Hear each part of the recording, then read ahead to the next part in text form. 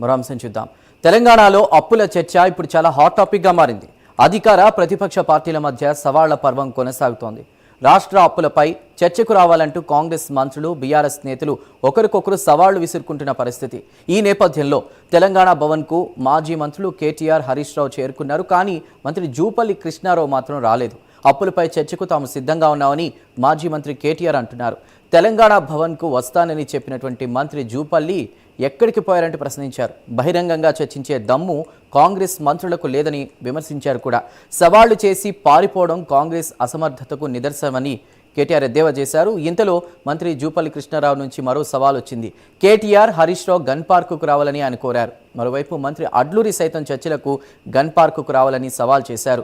దాంతో ఆ సవాల్ను స్వీకరించి గన్ పార్కుకు బయలుదేరిన మాజీ మంత్రి హరీష్ రావును పోలీసులు అడ్డుకుని అరెస్ట్ చేసిన పరిస్థితి. దీంతో ప్రస్తుతం అక్కడ రాజకీయ వాతావరణం మరింత వేడెక్కినట్టు అయినటువంటి పరిస్థితి. అక్కడ సిచ్యువేషన్ గురించి మనకి తెలియజేయడానికి మా ప్రతినిధి చందు ప్రస్తుతం సిద్ధంగా ఉన్నారు ఫీల్డ్ రిపోర్ట్లో. చందు, ఏంటి అప్డేట్?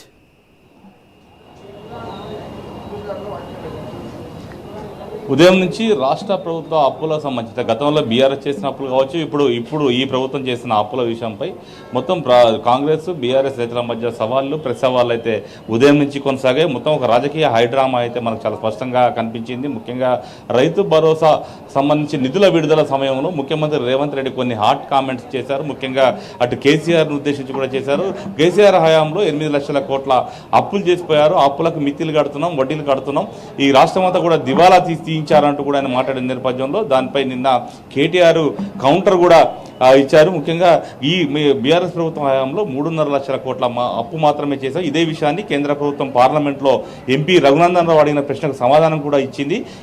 ఎవరైతే రేవంత్ రెడ్డి కావచ్చు, మంత్రులు కావచ్చు, అబద్ధాలు మాట్లాడుతున్నారు, ఖచ్చితంగా మేము చర్చకు సిద్ధం, రిజర్వ్ బ్యాంకు గణాంకాల ప్రకారం చర్చకు వస్తాం, చర్చ ఎక్కడైనా సరే, వరంగల్లో అయినా సరే, ప్రెస్ క్లబ్లో అయినా సరే, అసెంబ్లీలో అయినా సరే అంటూ కూడా కేటీఆర్ సవాళ్ళు విసిరారు. ఈ సవాళ్ళు, ప్రెస్ సవాళ్ళ మధ్య ఈ రోజు ఉదయం నుంచి కూడా ఒక హైడ్రామా అయితే మనకు చాలా స్పష్టంగా కనిపించింది. నిన్న జూపల్లి కృష్ణారావు మాట్లాడుతూ కూడా ఖచ్చితంగా తెలంగాణ భవన్కి తాను చర్చించడానికి వస్తానని చెప్పడంతో ఈరోజు ఉదయమే తెలంగాణ భవన్కు అటు కేటీఆర్, హరీష్ రావుతో పాటు బీఆర్ఎస్ పార్టీ సంబంధించినటువంటి మాజీ ఎమ్మెల్యేలు, ఎమ్మెల్సీలు, రాష్ట్ర పార్టీ నాయకులంతా కూడా ఇక్కడికి చేరుకున్నారు. అయితే జూపల్లి కృష్ణారావు మాత్రం ఇక్కడికి రాలేదు. జూపల్లి కృష్ణారావు కోసం ఒక కుర్చీని ఏర్పాటు చేశారు. మరోవైపు కేటీఆర్ ఒక కుర్చీని ఏర్పాటు చేసి ఇద్దరు కలిసి చర్చించేలా కూడా ప్లాన్ చేశారు. అయినప్పటికీ కూడా జూపల్లి కృష్ణారావు అక్కడి తెలంగాణ భవన్కు రాకుండా ఆయన గన్ పార్క్కు వెళ్ళారు. అది గన్ పార్కుకు అటు మాజీ మంత్రులు ఎవరైతే పొన్నం ప్రభాకర్, అదేవిధంగా మిగతా మంత్రులంతా కూడా అడ్లూరు లక్ష్మణ్ కావచ్చు, వీళ్ళంతా గన్ పార్క్కు వెళ్ళారు. ఎందుకంటే గురుకుల టెండర్లకు సంబంధించినటువంటి అంశంపై ఆర్ఎస్ ప్రవీణ్ కుమార్ ఇప్పటికే ఒక సవాల్ చేశారు. ముఖ్యంగా 2,000 కోట్ల అవినీతి జరిగింది, ఖచ్చితంగా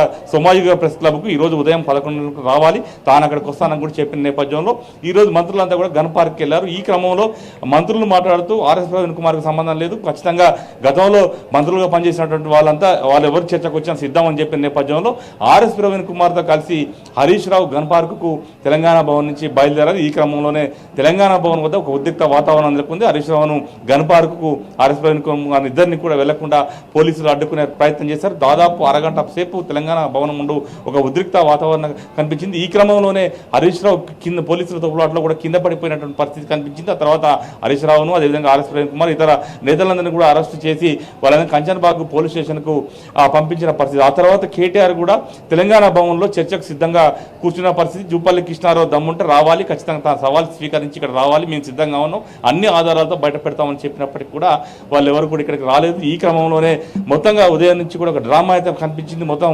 అటు మంత్రులు ప్రెస్ మీట్లు, ఇక్కడ ఇటువైపు తెలంగాణ భవన్లో అటు హరీష్ రావు ప్రెస్ మీట్లు కావచ్చు. మొత్తంగా చూసినట్టయితే అప్పులు, గురుకుల టెండర్లకు సంబంధించిన అంశం చుట్టే ఈరోజు రాష్ట్ర రాజకీయాలన్నీ కూడా తిరిగినటువంటి పరిస్థితి మనకు కనిపించింది. ముఖ్యంగా కొద్దిసేపటి క్రితమే కంచన్బాగ్ పోలీస్ స్టేషన్ నుంచి విడుదలైనటువంటి హరీష్ రావు నేరుగా తెలంగాణ భవన్కి వచ్చారు. కొద్దిసేపటి క్రితమే ప్రెస్ మీట్లో మాట్లాడారు. ముఖ్యంగా గురుకుల టెండర్లకు సంబంధించిన అంశంలో అడ్లూరు లక్ష్మణ్ 2 మాటలు మాట్లాడారు. ఒకసారి 683 కోట్లు టెండర్ అని చెప్పారు, ఆ తర్వాత మళ్ళీ తనే 1143 కోట్ల టెండర్ అని చెప్పారు. కానీ ప్రొవిజన్స్ కోసం మరో 800 కోట్ల టెండర్లు పిలిచారు. మొత్తం 2000 కోట్ల టెండర్లు పిలిచారు. ఇందులో భారీ స్థాయిలో అవినీతి జరిగింది, తమ దగ్గర అన్ని ఆధారాలు ఉన్నాయంటూ కూడా చెప్పుకొచ్చేటువంటి ప్రయత్నం చేశారు. ప్రభుత్వం ఈ ఆధారాలు బయటపడితే బండారం ప్రభుత్వం బయటపడుతుందనే నేపథ్యంతోనే ఈరోజు వాళ్ళు మా పోలీసులను పెట్టి అడ్డుకునే ప్రయత్నం చేశారు. చర్చకు రమ్మని చెప్పి తోకముడిచారు అనేటువంటి అంశాన్ని కూడా హరీష్ రావు చెప్పుకొచ్చిన పరిస్థితి అయితే మనకు కనిపించింది. ఖచ్చితంగా ఈ అంశాన్ని అయితే ఇంతటితో వదిలిపెట్టాం, ఖచ్చితంగా ఇది ప్రజాక్షేత్రంలోకి తీసుకెళ్తాం, దీనిపై ప్రజల్లోకి తీసుకెళ్లి ప్రజాకోర్టులో ఈ ప్రభుత్వాన్ని నిలబెడతామనేటువంటి విషయాన్ని కూడా చెప్పుకొచ్చారు. ఈ నేపథ్యంలోనే ఉదయం నుంచి కూడా అటు బీఆర్ఎస్ నేతలు కాంగ్రెస్ నేతల మధ్య మాటల తూటాలైతే పేలినటువంటి పరిస్థితి కనిపించింది. ఇది ముందు కూడా ఇంకా మరింత వేడెక్కే అవకాశం కనిపిస్తూ ఉంది. Sairam. Right Chandu, thank you for the report.